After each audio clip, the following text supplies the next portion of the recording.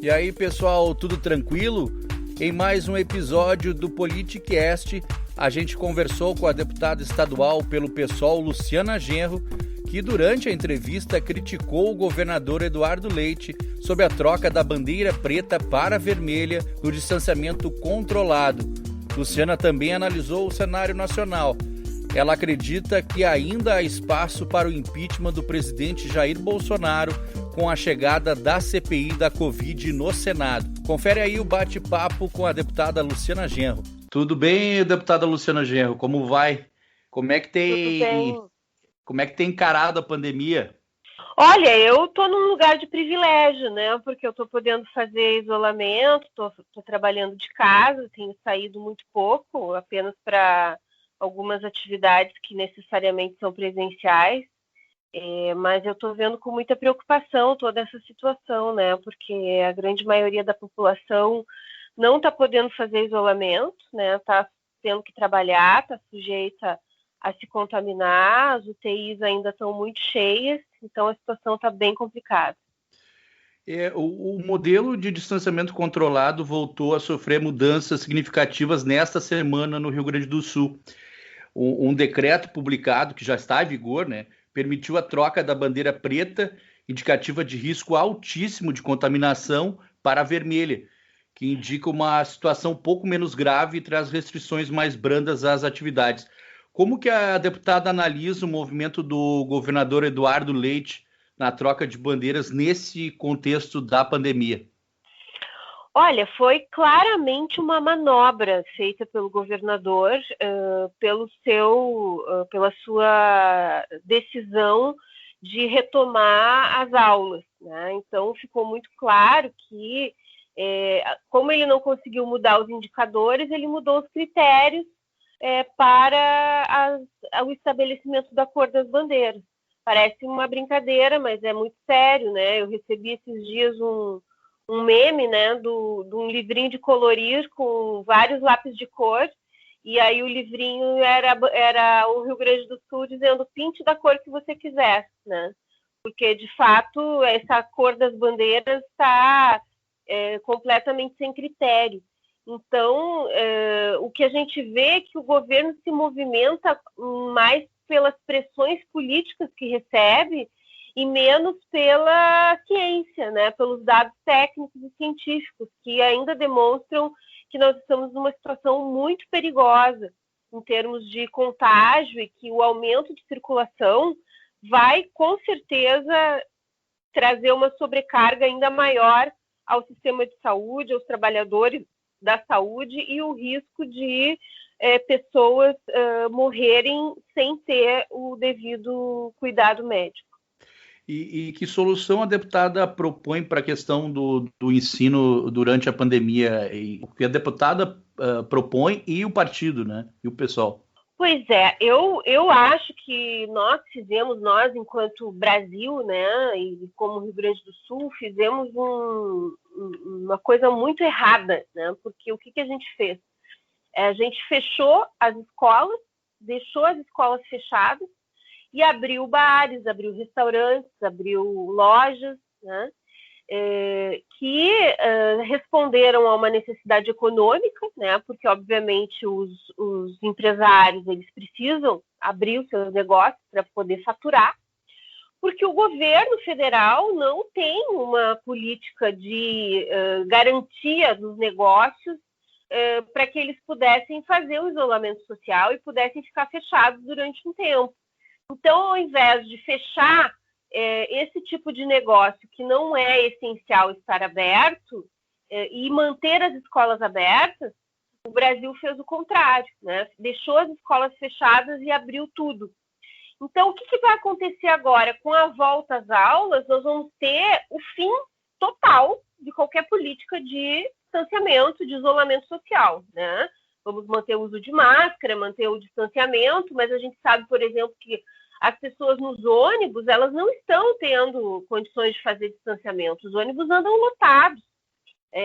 Muitas vezes as pessoas têm que se submeter a trabalhar sem ter os devidos cuidados, porque na empresa onde estão, no lugar onde trabalham, não existe condições de fazer o distanciamento social.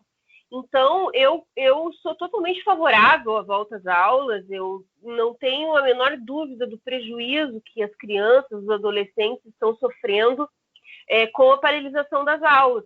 Mas eu tenho perguntado para o governo como é que nós vamos compensar esse aumento de circulação de pessoas, fruto da volta às aulas, com outras restrições. Então, vamos fechar os bares, vamos fechar as lojas, vamos pensar que outras formas de diminuição da circulação de pessoas nós temos para realizar.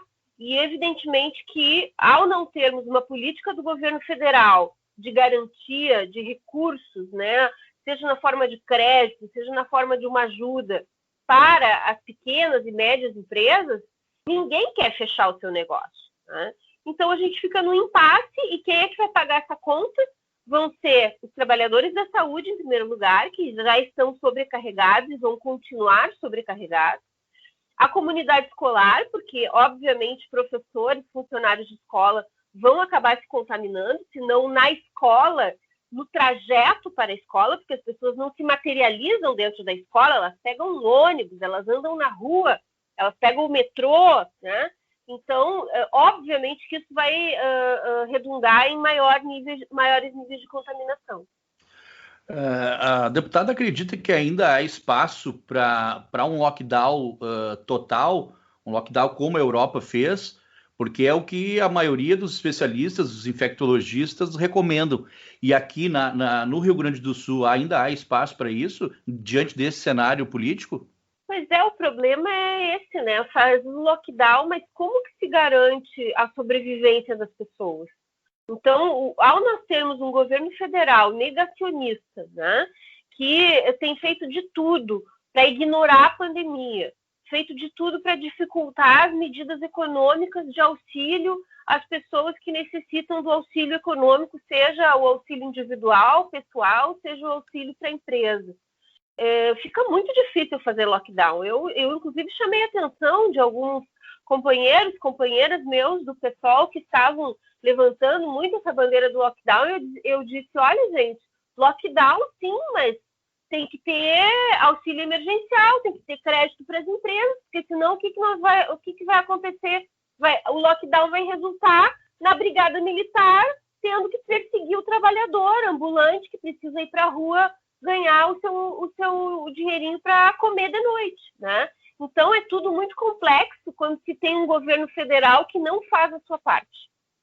Eu queria tocar na questão da privatização da Corsã, né, que foi pauta na Assembleia nessa semana, pois a Assembleia Legislativa do Rio Grande do Sul aprovou nesta semana o projeto que extingue a necessidade de plebiscito para privatizações da Corsã, do Banrisul e da Procergs, né? Apesar do projeto incluir 3 empresas públicas, apenas a venda de ações da Corsã é prevista pelo governo do estado no momento. A deputada foi uma das parlamentares que votou contra a extinção do plebiscito. O que representaria agora, nesse contexto, uma venda da Corsã? Pois é, essa questão da Corsã é muito séria, porque o governador, em primeiro lugar, na campanha, se comprometeu que não iria privatizar a Corsã. E agora, não só ele mudou de ideia, como ele não quer consultar a população. Por isso está querendo tirar o plebiscito da Constituição. Em segundo lugar, o saneamento é uma área estratégica onde já há experiências no mundo inteiro, inclusive no Brasil e no Rio Grande do Sul, que mostram que não é uma boa ideia privatizar. Por quê? Porque a água ela funciona numa fórmula de subsídio cruzado. Então, aquelas cidades ou mesmo bairros dentro de uma cidade que têm maior poder aquisitivo, que são mais lucrativos, elas compensam aquelas áreas que são mais carentes e que necessitam de um maior investimento sem um retorno de lucratividade. Por isso, é uma área característica do setor público, que não precisa de lucro. Então, o risco que nós temos é que o serviço piore e que as tarifas aumentem. E é por isso, inclusive, que vários países estão voltando atrás, né? Várias cidades de diversos países estão voltando atrás no processo de privatização do saneamento, porque realmente não deu certo, a tarifa ficou muito alta e o serviço não foi na qualidade que havia sido prometido. E o Banrisul, nesse contexto, não corre risco também de mais para frente o governo tentar privatizá-lo? Porque também corre? Como é que a senhora analisa essa questão? Com certeza corre o risco que no momento que o governo tirou o plebiscito da Constituição, ele precisa apenas de um projeto de lei com maioria simples, né, para conseguir fazer a autorização de privatização.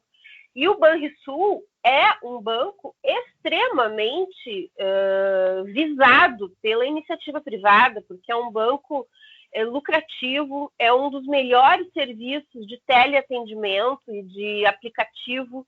Eu tive experiência com o Banco do Brasil, tive experiência com a Caixa Federal, tive experiência com o Banrisul. Nunca tive com o banco privado, porque realmente nunca tive conta em banco privado. Não tenho conta há muitos anos em banco privado.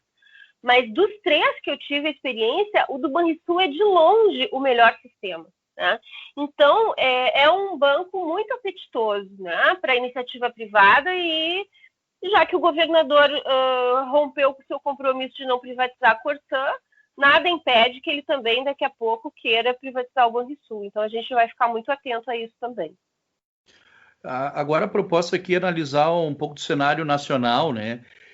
O governo federal é alvo da CPI da Covid no Congresso.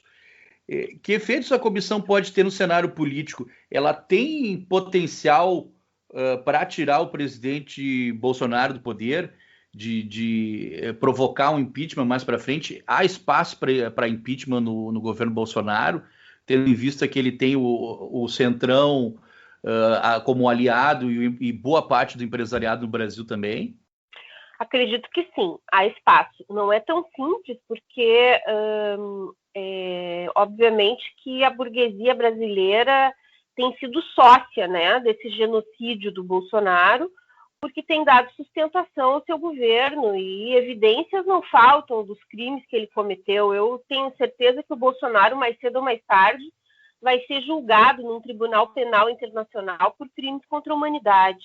E ele vem produzindo provas cotidianamente em relação a isso. E a CPI é mais um instrumento que vai produzir essas provas, né? Provas de que o governo foi extremamente leniente, né, com a pandemia, não levou a sério, desdenhou do vírus, dizendo que era uma gripezinha, desdenhou da máscara, desdenhou da necessidade de isolamento social, incentivou o uso de medicamentos que não só não tem comprovação, como também tem efeitos colaterais gravíssimos, como a cloroquina. Então, eu vejo que a CPI ela tem um potencial muito explosivo, tá? Muito explosivo. O governo pode até saber como a CPI começa, mas nunca se sabe como a CPI termina. Isso é uma lei dentro do Congresso Nacional.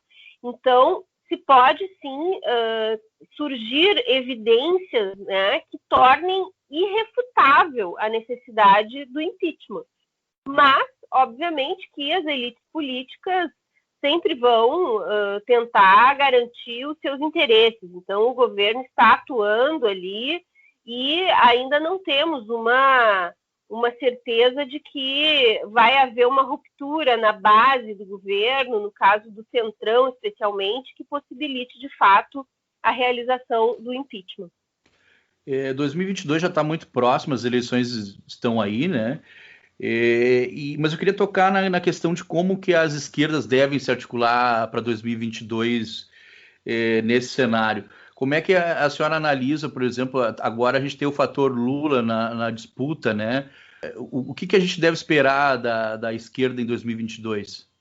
Esse é um debate que nós, inclusive, já começamos a fazer dentro do PSOL, né? Nós temos um congresso esse ano ainda que vai tirar algumas deliberações importantes com vistas a 2022.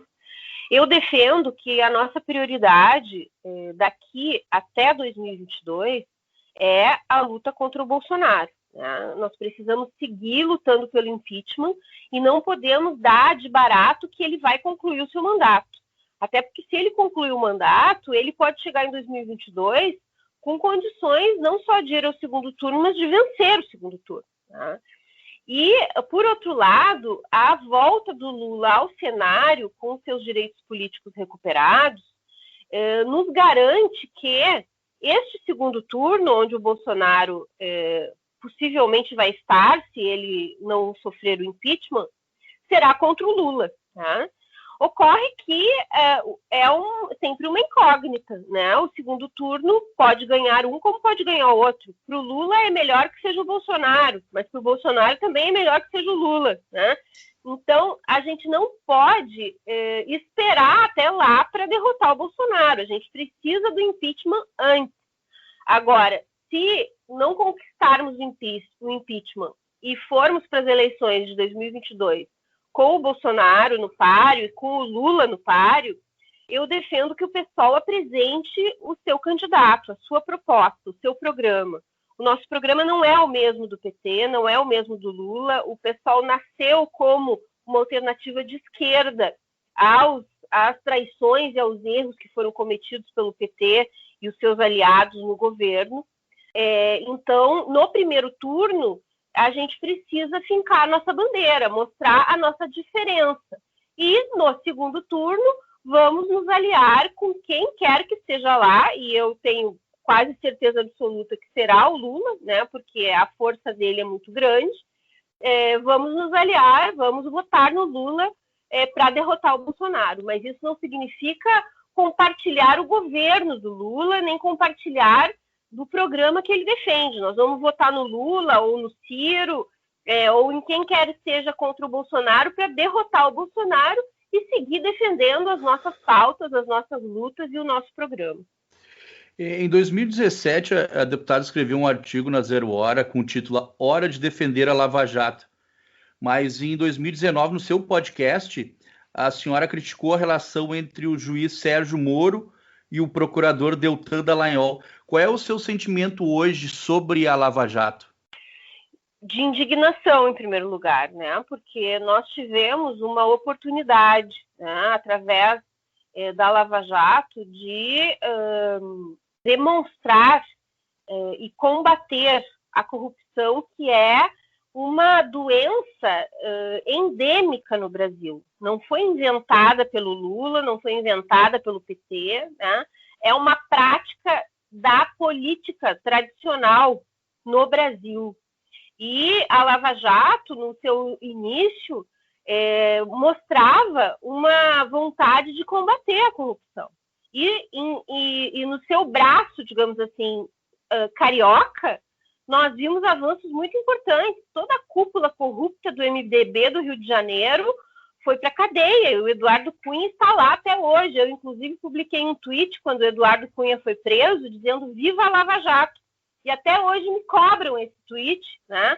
Porque eu estaria chancelando as irregularidades da Lava Jato. Mas naquele momento, nós não tínhamos notícias do que depois o Glenn Greenwald e toda a equipe do Intercept revelaram sobre as iniquidades cometidas pelo Sérgio Moro.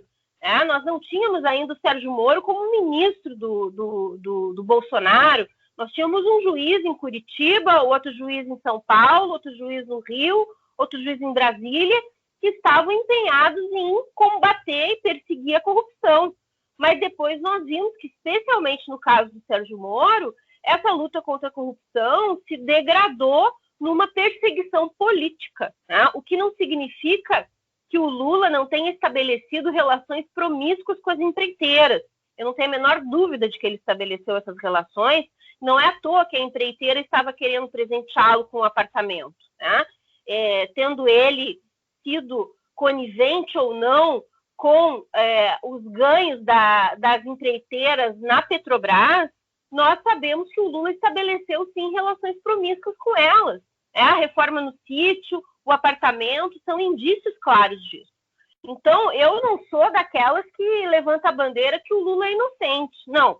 O Lula teve relações promíscuas com as empreiteiras, o Lula deve responder, sim, pelas acusações que ele sofreu, mas essa resposta às acusações deve ser feita dentro da legalidade.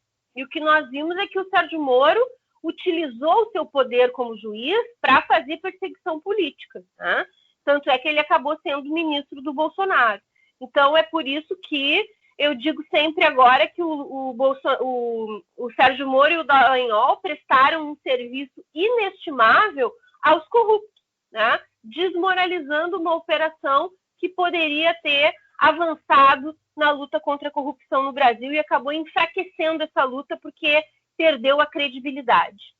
Agora eu queria analisar com a senhora o cenário de Porto Alegre, né? Eu conversei em um dos episódios aqui do Politicast com esse prefeito de Porto Alegre, Raul Ponte, e eu perguntei a ele por que a capital não consegue mais eleger um candidato de esquerda, lembrando que Porto Alegre foi governada pela Frente Popular durante 16 anos. E o que ele te respondeu? Ele disse que é uma série de fatores, inclusive a perseguição midiática, a questão do antipetismo, que foi preponderante, entre outras coisas. Sim. E como é que a senhora avalia? Eu vejo que o PT sofreu um desgaste, né, que foi resultado dos seus próprios erros, né?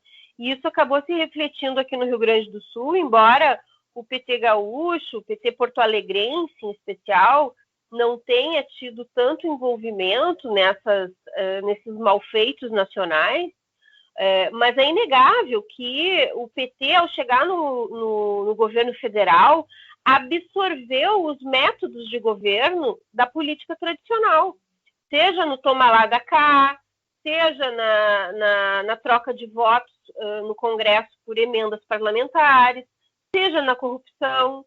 Então, um conjunto de práticas que o PT se fortaleceu lutando contra, né, acabou sendo incorporado pelo partido. E isso gerou uma frustração muito grande nas pessoas. E muitos dos que hoje votam ou votaram no Bolsonaro foram eleitores do Lula, foram eleitores do PT, que se sentiram traídos, que se sentiram arrependidos diante de todos os escândalos que se sucederam e também da frustração econômica, porque todos os ganhos econômicos durante o governo Lula foram perdidos durante o governo Dilma. E não por culpa da Dilma, mas por culpa do fato de que as melhoras que foram operadas durante o governo Lula foram melhoras cosméticas, que vieram fruto do crédito, do endividamento das famílias, de programas sociais, de Bolsa Família, de ProUni, que não foram mudanças estruturais no modelo econômico nem no modelo político. Então, isso trouxe uma frustração e acabou fazendo com que a extrema-direita crescesse, com que os partidos da direita tradicional também ganhassem mais votos, e isso se refletiu aqui em Porto Alegre também no enfraquecimento da esquerda. Mas eu não fiz esse cálculo agora nessa eleição, mas nós tivemos a Manuela no segundo turno, né? E significa que ela teve uma votação importante. E na outra eleição em que eu concorri, inclusive com o Raul Ponte também concorrendo, se nós tivéssemos somado as nossas votações, nós teríamos ido para o segundo turno, tá? E acabamos não indo porque estávamos divididos e acabou indo o Melo com o Marquesan. Então, eu acredito que é hora do PT também perceber que ele precisa dar um passo atrás, né? E nós lutamos por isso aqui em Porto Alegre também, para que o pessoal estivesse numa mesma chapa, junto com a Manuela, mas infelizmente não houve um entendimento da importância do pessoal nessa chapa, e nós acabamos saindo novamente separados. Mas estivemos juntos com a Manuela no segundo turno, lutando para evitar esse desastre que foi a vitória do Melo. E por que há essa dificuldade tão grande da esquerda se unir aqui em Porto Alegre, assim especificamente? Qual a avaliação que a senhora faz? Bom, nesta eleição em especial, nós tivemos nós fizemos várias propostas para o PT e para o PCdoB para que nós pudéssemos nos unir, né? Nós propusemos prévias, né, para escolher quem seria o candidato ou a candidata e o vice ou a vice.